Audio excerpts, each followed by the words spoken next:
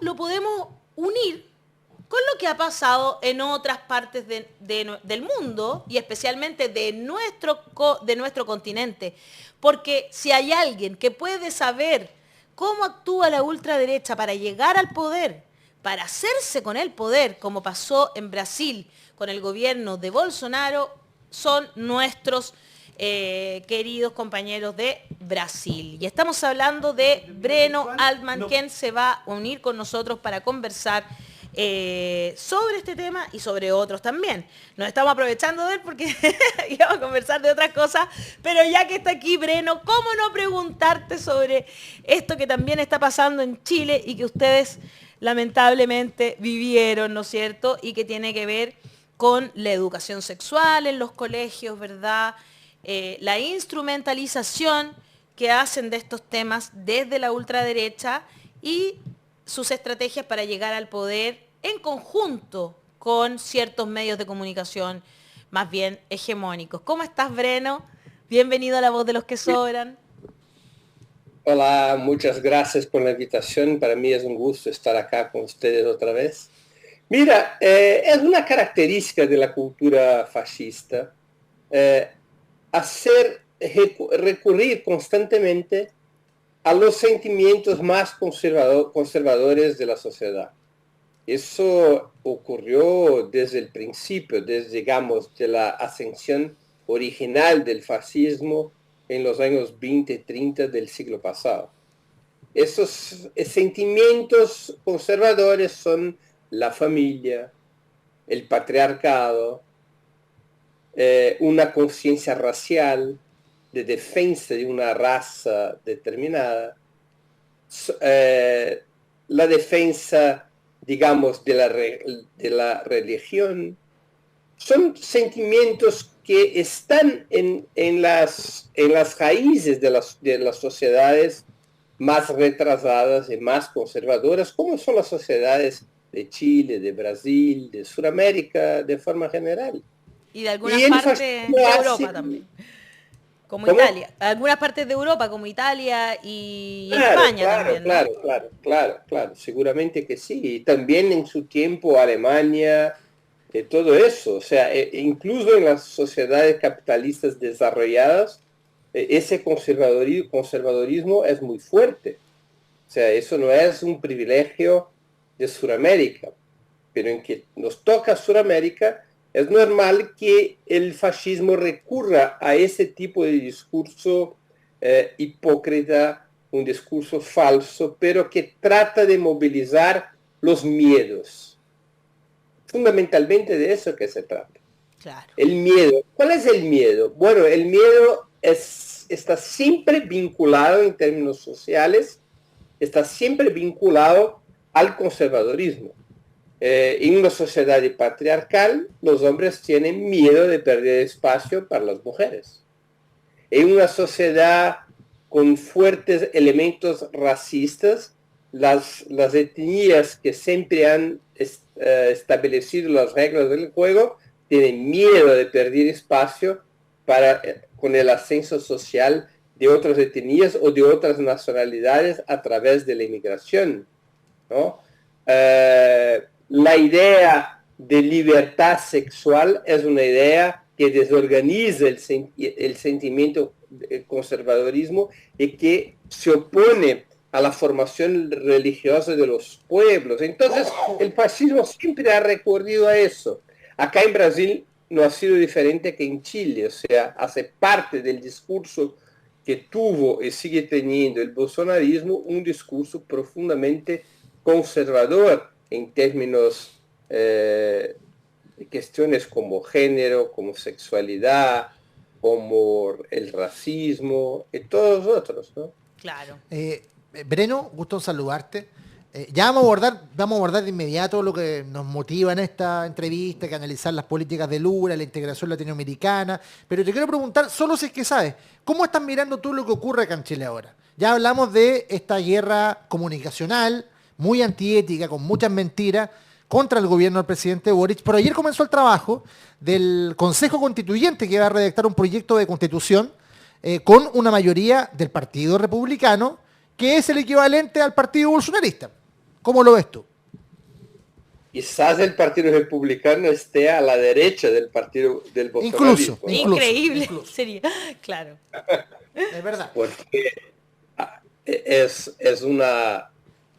Yo creo que tiene más consistencia ideológica que el bolsonarismo. O sea, es una expresión más sólida del neofascismo, ¿no? Mira, acá se mira la situación chilena con mucha preocupación. Con mucha preocupación.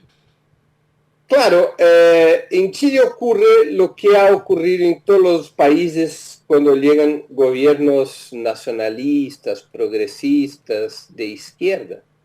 Esos gobiernos no tienen que hacer una revolución para que las clases propietarias reaccionen con la contrarrevolución. Las reformas más sencillas que cambian un poco el grado de superexplotación, de dependencia externa, de monopolio de la tierra, o sea, que toca un poquito en los privilegios de los muy ricos.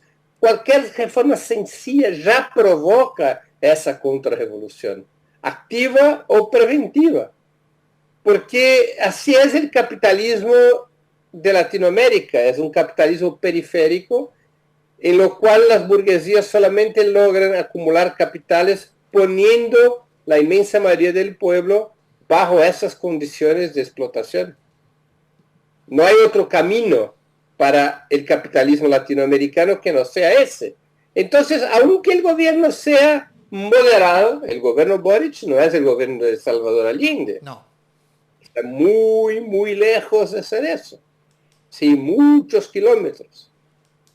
Pero se propone hacer unas reformitas acá, o sea, unos cambios, unas mejorías para la vida del pueblo, y eso ya es suficiente para que la burguesía chilena y sus brazos políticos más agresivos se pongan en movimiento, ¿no? El tema es cómo enfrentar eso, que eso ocurra es natural. ¿Cómo enfrentar? ¿Como Boric o como Petro? Esa es una buena pregunta. Buena pregunta. Entiendo que los movimientos sociales están saliendo a la calle para apoyar a Petro, ¿no? Después de todas las últimas declaraciones también que estamos escuchando. No sé si los movimientos sociales han salido a las calles a apoyar a Gabriel Boric. ¿Cómo se ve hasta el momento? Que yo sepa, no han salido. Entonces, excepto ciertas conciertos como el de Caetano Veloso el otro día aquí en Chile, digamos, donde se gritó Boric, amigo, el pueblo está contigo. A diferencia de eso, los movimientos sociales sí marchan en Colombia para defender las reformas y al gobierno de Petro. Interesante que Petro ha sido, como bien dice Breno, digamos, él entró al gobierno y de inmediato empezó a tomar medidas que tenían que ver con su programa de gobierno y a cumplir con lo que había prometido en su comienzo. Por eso queremos entrar en el tema de fondo. ¿Te parece? Que yo quería preguntarle al tiro, pero si no, ¿qué pasó? Sí, Daniel? Breno, quería hacerte una pregunta porque tú dices que el gobierno de Salvador Allende dista mucho del gobierno de Boric, y eso es cierto. El programa político de Salvador Allende, que era muy similar al de Tomic, ¿cierto? Era mucho más de izquierda que el de Boric. Pero bueno, eso es porque acá la derecha chilena impuso la Constitución del 80 y no ha podido ni siquiera sacar lo básico, lo mínimo, ¿no? Y eso es lo que tratamos de hacer en la Convención Constitucional y ahora en este proceso constituyente. ¿Qué grandes diferencias ves tú en los programas de Lula, Petro o Boric? Porque Boric lo que ha hablado es de un estado de bienestar, tipo España, Francia, Inglaterra, Alemania, no sé, todos los países europeos, Suecia, ¿no? Finlandia, Noruega. Suecia, es eso. No va más allá, no avanza más allá. Un estado de bienestar como los países europeos es lo que propone, ¿no? ¿Qué diferencia ves tú en lo que propone Petro o propone Lula respecto de esto de estado de bienestar más allá? ¿Qué habría más allá? ¿Qué otras medidas más allá de un estado de bienestar en que la salud dependa del Estado, que la educación dependa del Estado, que el agua sea de todos, que las jubilaciones sean, etcétera? que es lo que propondría Petro o propondría, estoy hablando de fundamentos, no de forma de operar, ¿ah? No de forma de funcionar de los presidentes, porque Petro es mucho más, recurre mucho más a la gente, que es una cuestión que aquí le falta mucho, pero me refiero en la parte dogmática. Mira, yo creo que no hay muchas diferencias programáticas y yo no creo que sea ese, digamos, el problema central. Recordémonos que hasta mismo revoluciones no han tenido originalmente o no han tenido claramente programas demasiadamente radicales, ¿no? O sea, se hizo la Revolución Rusa con paz, pan, tierra y libertad. Eso no es un programa socialista, pero ha sido suficiente para, digamos, movilizar las fuerzas que conducieron a la Revolución Rusa. La Revolución China tampoco tenía un programa radical, tenía un programa bastante sencillo de soberanía y tierra para los campesinos. El tema está, creo yo, en la estrategia, no en el programa. No está en los objetivos que esos gobiernos se proponen, pero ¿cómo imaginan conquistar esos objetivos? Y acá tenemos el problema fundamental, que es, hay o no hay espacio para llegar a esos objetivos a partir de una lógica en la cual se hace una apuesta de que sectores relevantes de las burguesías internas y del sistema imperialista van a aceptar esos cambios. Ese es el problema. Sí, o sea, concuerdo contigo. Esos sectores no aceptan esos cambios. Entonces, para llegar a esos objetivos socialdemócratas, para llegar a unas reformas bastante sencillas en términos teóricos, bueno, hay que tener mucha fuerza social, hay prácticamente que hacer una revolución. O sea, hay que tumbar el poder político, económico y mediático de esas clases sociales que están contra, pero muy en contra de esas reformas. Y eso determina su estrategia. Yo creo que voy aquí a arriesgarme a hacer un dibujo sobre los tres, Boric, Petro y Lula. Yo creo que Boric hace una apuesta, digamos,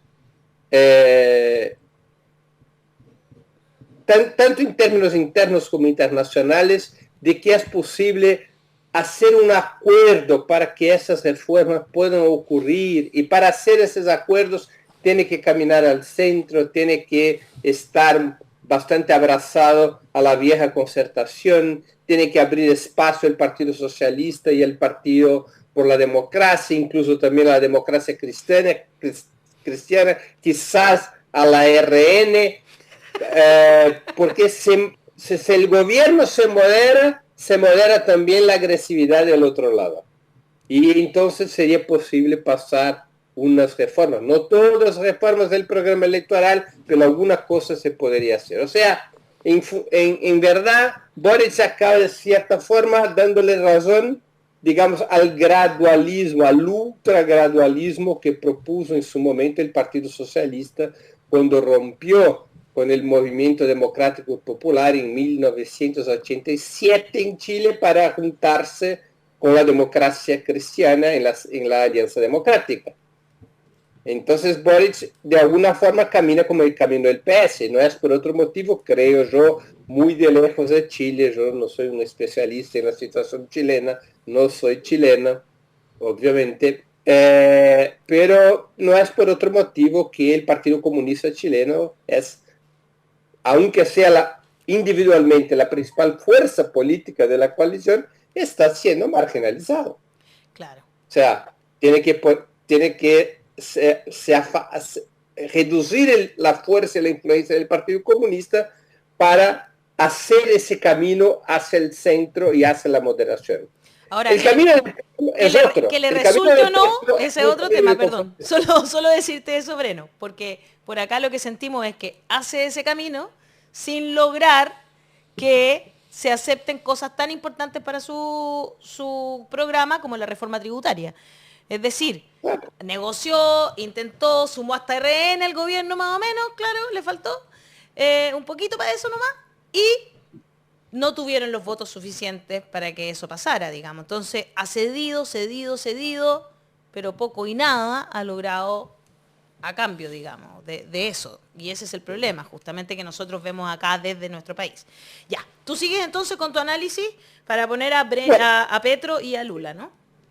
Claro, en el caso, y eso que usted ha afirmado corresponde a esa situación en la cual las burguesías internas de nuestros países no aceptan cambios de ninguna naturaleza, especialmente cambios que pueden afectar las estructuras económicas a través de las cuales se acumulan capitales. En Chile se acumula capitales como en ninguna otra parte de Latinoamérica porque la carga de los impuestos, la carga de los tributos es muy baja y el gran capital no paga impuestos. Exacto. O sea, eso es uno de los secretos de la riqueza del jaguar de Latinoamérica. La burguesía chilena, Pinochet sacó los impuestos de sus espaldas. Tal cual. Y hasta los salvó cuando necesitaban que los salvaran. Lo salvó políticamente con el golpe de Estado hace 50 años. Destrozó el bloque político que entonces gobernaba Chile. Después destrozó los servicios públicos y todas las políticas de seguridad social para reducir el costo del Estado y redució enseguida los impuestos sobre las burguesías, sobre algunos sectores medios. Y la burguesía chilena pudo acumular capitales y lo hace con fuerza porque estuvo bajo la protección de un sistema sin contribución social, o sea, bajos impuestos, bajos sueldos, pocos derechos y así por adelante. Y ellos no quieren cambiar eso. No es que no quieren cambiar todo, no quieren cambiar nada. Y la lógica de Boric, que es una lógica, digamos, como si eso fuera una danza, yo me modero, tú te moderas, esa lógica no existe. Ya no funcionó en Brasil.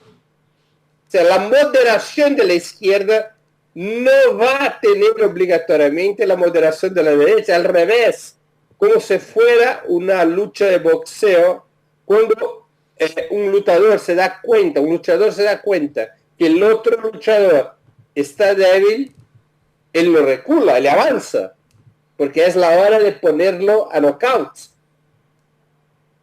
¿no?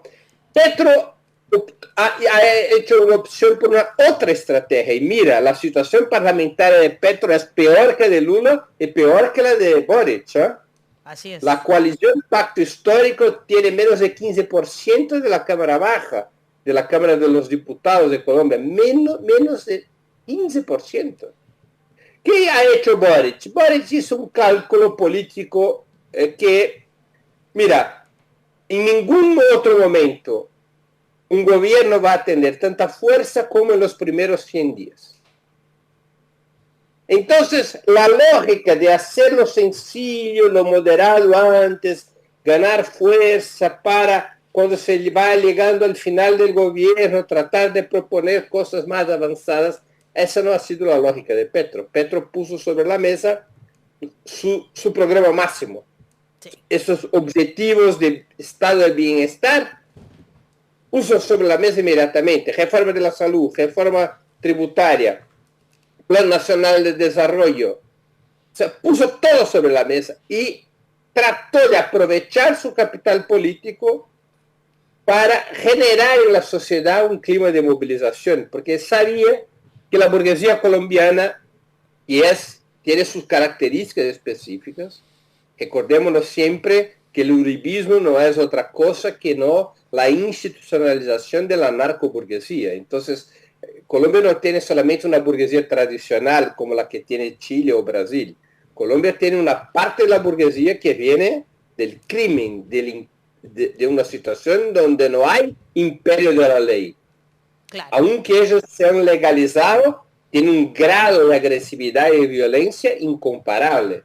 O sea, el tema, si deciden librarse de Petro, quizás no va a ser por un golpe parlamentario, aunque haya ese riesgo. Puede ser que traten de librarse de Petro por el fast track tradicional de Colombia, y es un tiro en la cabeza, ¿no? Claro. Entonces, Petro, ¿qué hizo? Puso toda su energía en esas reformas y llamó a la movilización social y puso ha generado un clima en el país de buscar obtener resultados positivos en el Parlamento a través de la presión social. Y para hacer presión social tenía que tener banderas, digamos, populares, de izquierda, de cambio real, por las cuales la gente aceptara ir a la calle. Entonces, Petro es otra cosa en términos de estrategia que Boric. Claro, es como lo opuesto. Creo que Lula está, digamos, en proceso de definición entre los dos. Entre los dos, perfecto. Lula está entre los dos y por eso mismo queremos preguntarte porque la última visita de nuestro presidente Gabriel Boric a Brasil tuvo hartas repercusiones, sobre todo en esta cumbre de presidentes, ¿no es cierto?, que reactivaba UNASUR. ¿Cómo se vio desde Brasil? Porque como que a veces en Chile somos un poquito isleños para eso, como que hablamos poco de lo que pasa en otros lugares. Desde la prensa brasileña no se tomó tan bien la participación de Boric en esta cumbre, ¿no? Sobre todo en tenemos esta columna en Folha de Sao Paulo que fue bien crítica de la participación de Gabriel Boric y dice que básicamente él como que con su discurso lo único que logró fue agradarle a la derecha de nuestro continente, que era un rehén de la derecha incluso.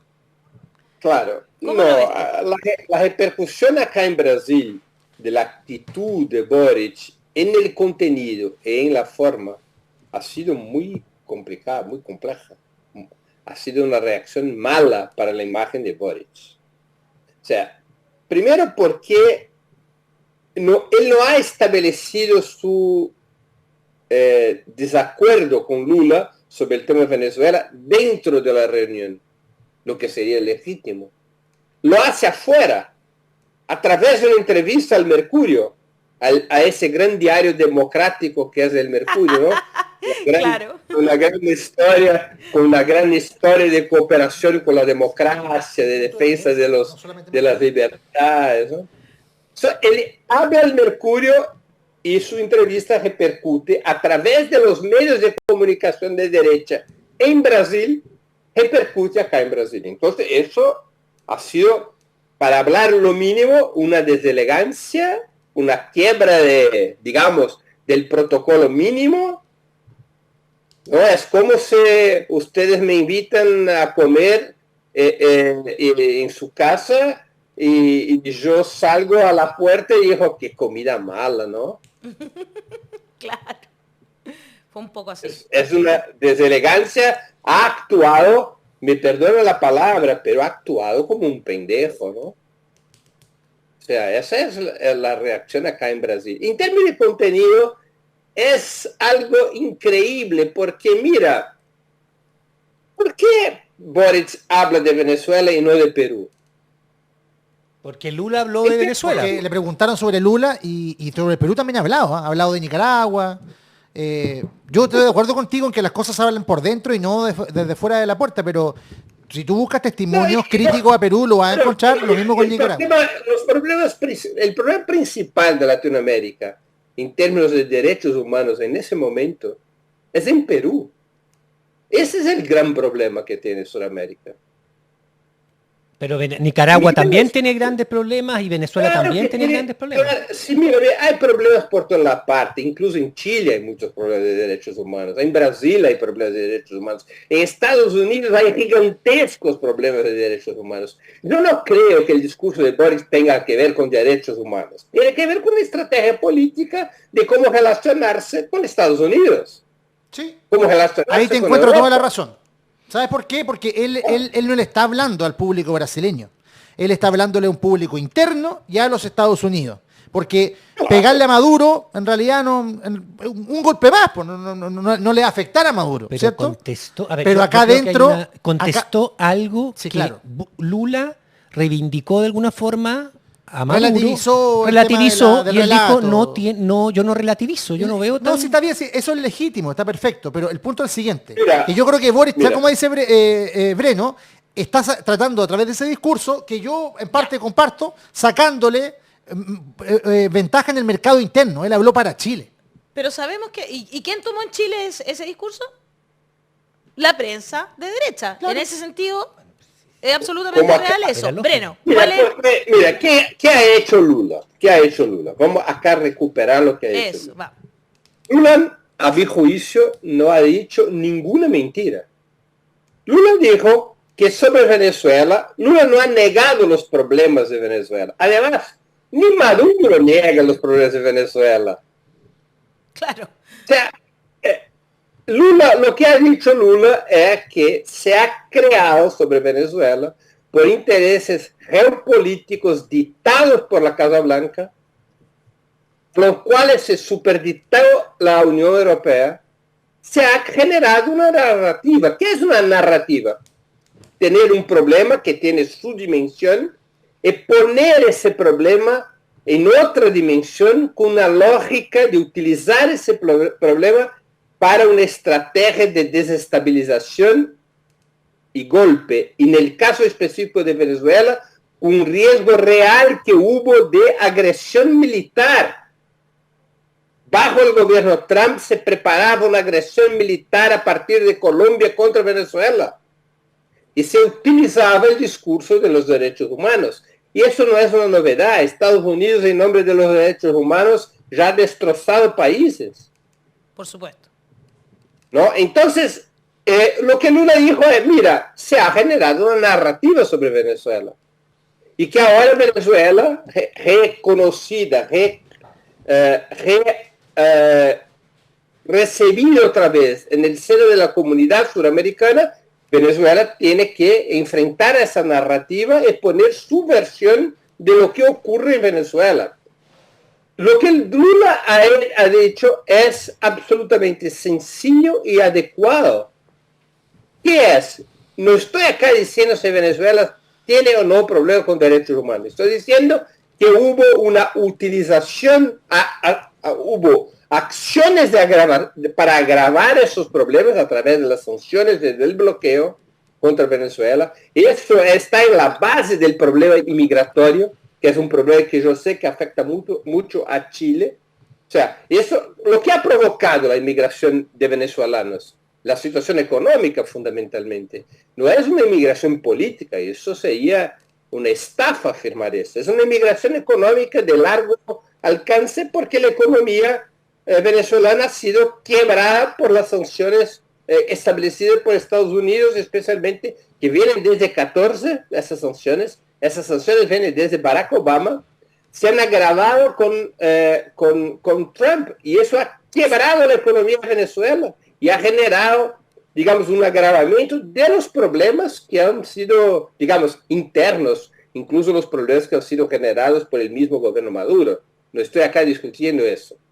Y eso ha generado problemas gravísimos, especialmente lo de migración. Y después que se genera una situación de ese tipo, se establece un discurso en defensa de los derechos humanos.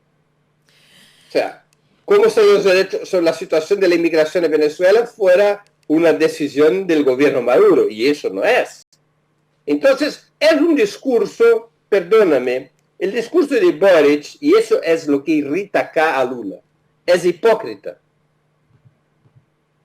Claro, como que El no se discurso hace cargo. sobre Venezuela y sobre Nicaragua es hipócrita, porque no se escucha de Boric hablar sobre los problemas de derechos humanos en países que se han aliado a Estados Unidos. Claro.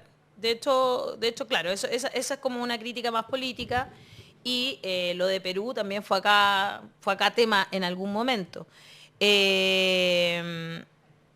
Interesante también tomar en consideración que en Chile efectivamente sí es un problema bastante crítico el tema de los migrantes venezolanos. de la migración venezolana, y creo que como para hacer una reflexión efectivamente, si queremos lograr algo que nos ayude a ayudar al pueblo venezolano, que es el que finalmente llega a nuestras fronteras, todas, la frontera, porque Perú también tiene muchos problemas con la migración venezolana, en Argentina también hay migrantes venezolanos y me imagino que en Brasil también, por supuesto.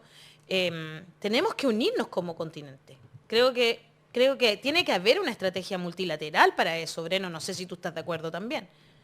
Sí, seguro que sí, y yo te afirmo con seguridad, incluso Nicolás Maduro está de acuerdo con eso. O sea, es un problema que ha salido de las manos de Venezuela. Eso tiene que ver directamente con las sanciones que recibió Venezuela, con la exclusión de Venezuela de la comunidad suramericana cuando hubo la famosa operación Juan Guaidó. O sea, eso es consecuencia del enfrentamiento que tuvo Estados Unidos contra Venezuela. El enfrentamiento ha sido para generar ese tipo de situación y ha generado en términos de la inmigración, ¿no? Ahora,